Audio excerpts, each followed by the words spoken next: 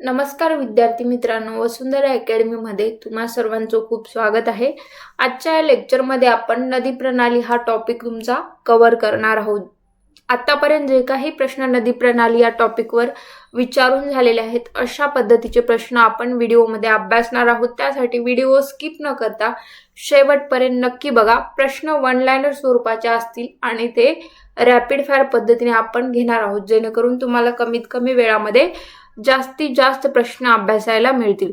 जर चॅनलवर नवीन असाल तर चॅनलला नक्की सबस्क्राइब करा। आपलं वसुंधरा अकॅडमी नावाचं चॅनल आहे, तिथे तुम्हाला वेगवेगळे लेक्चर अभ्यासायला मिळतील।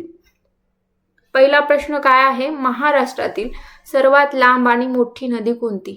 तर सर्वात लांब आणि मोठी नदी महाराष्ट्रातील गोदावरी नदी आहे। गोदावरी नदीचा उगम कोठे होतो? तर त्र्यंबकेश्वर म्हणजेच नाशिक जिल्ह्यामध्ये गोदावरीचा उगम झालेला आपल्याला सांगता येतो। दक्षिण भारताची गंगा म्हणून कोणत्या नदीला ओळखले जाते? बघा, आता दक्षिण भारताची गंगा म्हणून ओळखली जाणारी नदी कोणती आहे? तर गोदावरी नदी आहे। कृष्णा नदीचा उगम सातारा जिल्ह्यातील कोणत्या ठिकाणी होतो? तर महाबळेश्वर या ठिकाणी आपल्याला कृष्णा नदीचा उगम सातारा जिल्ह्यामध्ये होताना दिसून येतो। पुढचा प्रश्न, भीमा नदीचा उगम कोठे होतो? तर भीमाशंकर येथे म्हणजेच पुणे जिल्ह्यामध्ये भीमा नदीचा उगम होतो। तापी नदीचा उगम कोणत्या पर्वत रांगेमध्ये होतो? आता पर्वत रांगेमध्ये आपल्याला विचारलेला आहे कोणत्या होतो? तर सातपुडा पर्वतरांग लक्षात ठेवायचा आहे, बैतूल मध्य प्रदेश मध्ये। नर्मदा नदीचा उगम कोठे होतो? तर अमरकंटक म्हणजेच मध्य प्रदेश येथे नर्मदा नदीचा उगम होतो। महाराष्ट्रातील कोणती नदी पश्चिमेकडे वाहते? बघा, अशी कोणती नदी आहे महाराष्ट्रातील की पश्चिमेकडे वाहते? तर नर्मदा आणि तापी ह्या नद्या काय तर पश्चिमेकडे वाहताना आपल्याला पाहायला मिळतात। गोदावरी नदीची महाराष्ट्रातील एकूण लांबी किती? बघा, गोदावरी नदीची महाराष्ट्रातील एकूण लांबी आपल्याला किती आहे विचारलेला आहे। तर 668 किलोमीटर इतकी महाराष्ट्रातील लांबी आहे। वर्धा आणि वैनगंगा यांच्या एकत्रित प्रवाहास काय म्हणतात? तर प्राणहिता म्हटलं जातं। पैनगंगा नदीचा उगम कोणत्या डोंगर रांगात होतो? तर अजिंठा डोंगर रांगामध्ये पैनगंगा नदीचा उगम आपल्याला लक्षात ठेवायचा आहे। भीमा नदीची महाराष्ट्रातील लांबी किती आहे? तर 451 किलोमीटर इतकी भीमा नदीची महाराष्ट्रातील लांबी आहे।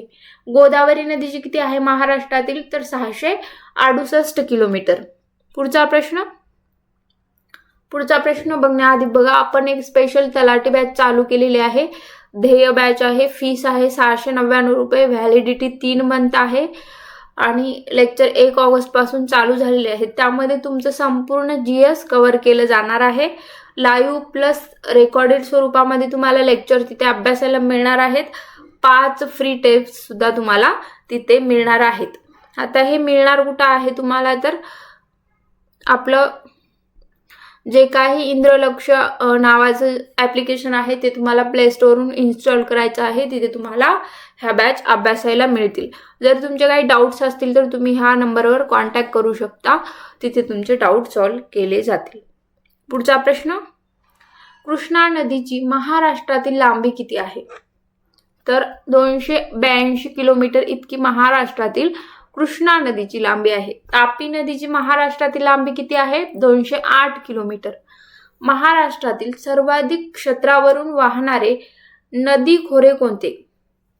तर गोदावरी नदी खोरे हे काय आहे? महाराष्ट्रातील सर्वाधिक क्षेत्रावरून वाहणारे नदी खोरे ते म्हणजे गोदावरी नदी खोरे आहे। कोकणातील नद्या प्रामुख्याने कोणत्या दिशेला वाहतात? तर पश्चिमेकडे वाहताना आपल्याला पाहायला मिळतं कोकणातील नद्या। कोकणातील सर्वात लांब नदी कोणती? तर वैतरणा ही काय आहे? कोकणातील सर्वात लांब नदी आहे। महाराष्ट्रातील दक्षिण वाहिनी नद्यांची 2 उदाहरणे आपल्याला विचारलेली आहेत। तर वर्धा आणि वैनगंगा आपल्याला सांगता येतं। दक्षिण वाहिनी नद्यांचे उदाहरण जर विचारलं तर 2 नद्या कोणत्या आहेत? वर्धा आणि वैनगंगा। मांजरा ही कोणत्या नदीची उपनदी आहे? तर गोदावरी नदीची मांजरा ही काय आहे? उपनदी आहे। कोयना ही कोणत्या नदीची प्रमुख उपनदी आहे? तर कृष्णा आहे। बघा, बघा, हे प्रश्न अत्यंत महत्त्वाचे आहेत, रिपीट झालेले प्रश्न आहेत, विचारून झालेले प्रश्न आहेत. त्यासाठी लेक्चर शेवटपर्यंत बघा. तुमचा नदी प्रणाली हा टॉपिक या लेक्चरमध्ये संपूर्ण कव्हर केलेला आहे. त्यासाठी म्हणजे तुमच्यासाठी खूप फायदेशीर लेक्चर असणार आहे हे. मुळा मुठ्ठा नद्यांच्या संगमावर कोणते शहर वसलेले आहे? तर पुणे शहर मुळा मुठ्ठा नद्यांच्या संगमावर वसलेलं आहे. गोदावरी आणि प्रवरा या नद्यांचा संगम कोठे होतो? तर टोके येथे, म्हणजेच अहमदनगर जिल्ह्यामध्ये. इंद्रायणी नदीचा उगम कोठे होतो? तर लोणावळा, कुरवंडे घाट. मोक्षगंगा असे कोणत्या नदीला म्हटले जाते? बघा, आता मोक्षगंगा असं म्हणून ओळखली जाणारी किंवा म्हटली जाणारी नदी कोणती आहे? तर वशिष्ठी आहे. सातपुडा पर्वत रांगांमुळे कोणत्या दोन नद्यांची खोरी वेगळी झाली आहे? तर नर्मदा आणि तापी नदीची खोरी वेगळी झालेली आहे सातपुडा पर्वत रांगेमुळे. गोदावरी आणि भीमा नदीची खोरी कोणत्या डोंगर रांगेमुळे वेगळी झाली आहे? तर हरिश्चंद्र बालाघाट. भीमा आणि कृष्णा नदीची खोरी कोणत्या डोंगर रांगामुळे वेगळी झाली आहे? तर महादेव डोंगर रांग. कराड येथे कोणत्या दोन नद्यांचा संगम होतो?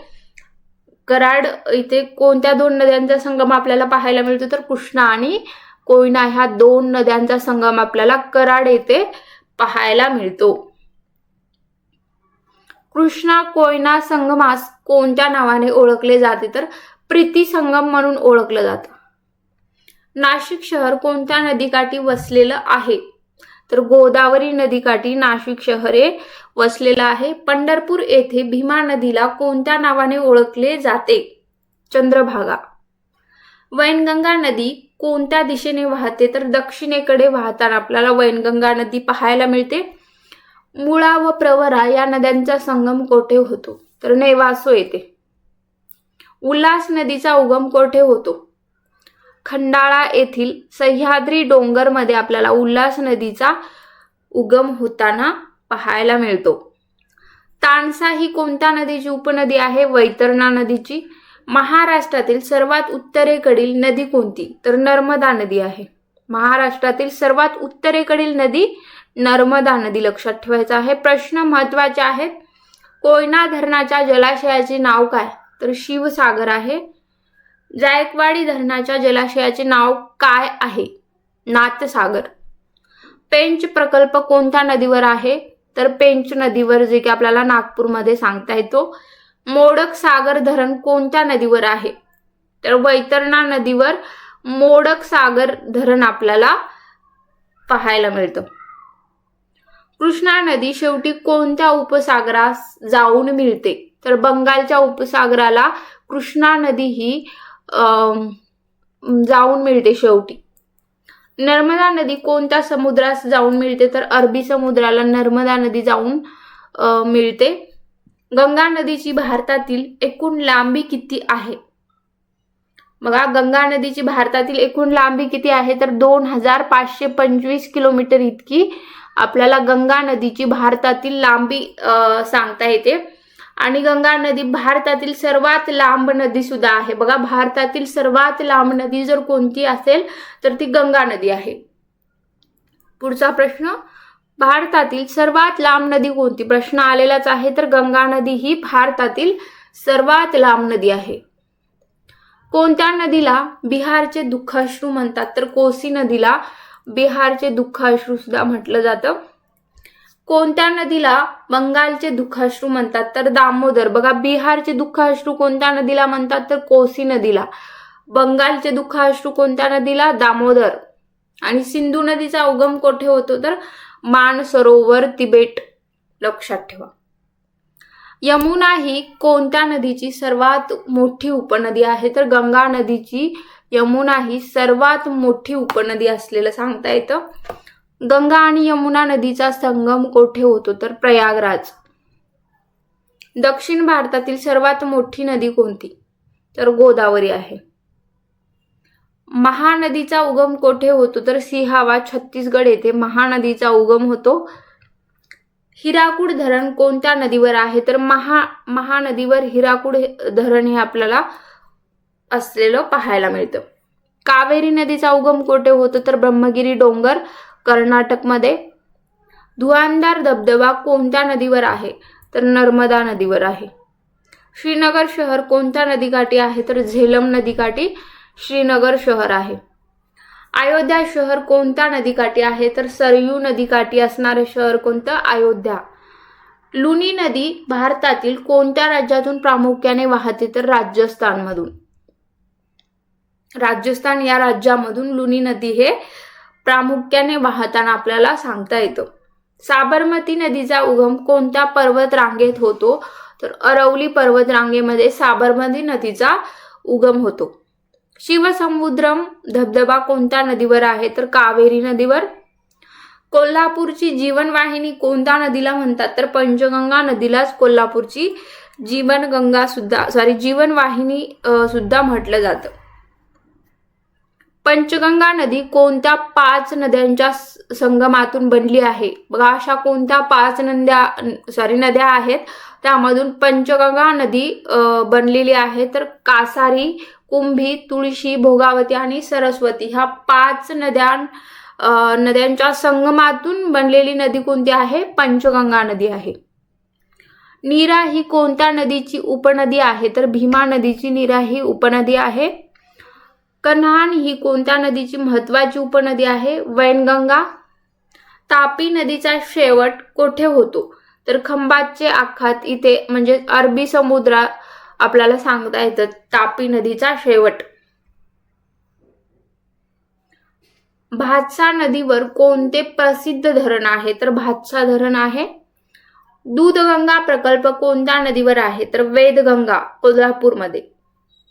वारणा ही कोणत्या नदीची उपनदी आहे तर कृष्णा नदीची वारणा ही उपनदी आहे. कोणत्या नदीची उपनदी कोणती आहे किंवा कोणत्या नदीवर कोणते धरण आहे खूप कन्फ्यूज करणारे प्रश्न आहेत ते तुमचे या व्हिडिओमध्ये संपूर्ण कव्हर केलेले आहेत. त्यासाठी व्हिडिओ आवर्जून शेवटपर्यंत बघा. वारणा ही कोणत्या नदीची उपनदी आहे तर कृष्णा नदीची आहे. गोदावरी नदीच्या खोऱ्याने भारताचे किती टक्के क्षेत्र व्यापले आहे तर 10% क्षेत्र गोदावरी नदीच्या खोऱ्याने भारताचे व्यापलेलं आपल्याला सांगता येतं. भीमा नदीवर सोलापूर जिल्ह्यात कोणते मोठे धरण आहे तर उजनी धरण आहे. भीमा नदीवर सोलापूर जिल्ह्यामध्ये असलेलं आपल्याला उजनी धरण सांगता येतं. पांझरा नदी कोणत्या जिल्ह्याची प्रमुख नदी आहे तर धुळे. धुळे या जिल्ह्याची पांझरा नदी ही प्रमुख उपनदी आहे. गिरणा नदी कोणत्या जिल्ह्यातून उगम पावते तर नाशिक जिल्ह्यामधून गिरणा नदी उगम पावते. गोदावरी नदी महाराष्ट्रातील किती जिल्ह्यातून वाहते तर एकूण 8 जिल्ह्यामधून गोदावरी नदी ही महाराष्ट्रातून वाहताना आपल्याला सांगता येतं. मांजरा नदी कोणत्या डोंगर रांगेत उगम पावते तर बालाघाटमध्ये. पूर्णा नदी ही कोणत्या नदीची उपनदी आहे तर तापी नदीची पूर्णा नदी ही उपनदी आहे. सिंदफणा नदी कोठे उगम पावते तर चिंचोली डोंगर म्हणजेच बीड जिल्ह्यामध्ये सिंदफणा नदी उगम पावताना आपल्याला दिसून येतं. वाशिम जिल्ह्यातील प्रमुख नदी कोणती तर पैनगंगा आहे वाशिम जिल्ह्यातील प्रमुख नदी. महाराष्ट्रात कोकण किनारपट्टीची लांबी साधारण किती आहे तर 720 किलोमीटर इतकी महाराष्ट्रात कोकण किनारपट्टीची लांबी असलेलं सांगता येतं ते म्हणजे 720 किलोमीटर. सांगली शहर कोणत्या नदीकाठी वसले आहे तर कृष्णा नदीकाठी. पैठण हे प्रसिद्ध तीर्थक्षेत्र कोणत्या नदीकाठी आहे तर गोदावरी नदीकाठी आहे. तर मित्रांनो आपले हे प्रश्न इथेच संपलेले आहेत. प्रश्न कसे वाटले नक्की कमेंट बॉक्समध्ये कळवा आणि चॅनलवर नवीन असाल तर चॅनलला नक्की सबस्क्राईब करा. आणि जर व्हिडिओची तुम्हाला PDF हवी असेल तर व्हिडिओच्या डिस्क्रिप्शन बॉक्समध्ये टेलिग्रामची लिंक दिलेली आहे. तिथून तुम्ही टेलिग्राम जॉईन करून या व्हिडिओची PDF मिळवू शकता. तर भेटूया नेक्स्ट लेक्चरमध्ये. Thank you so much.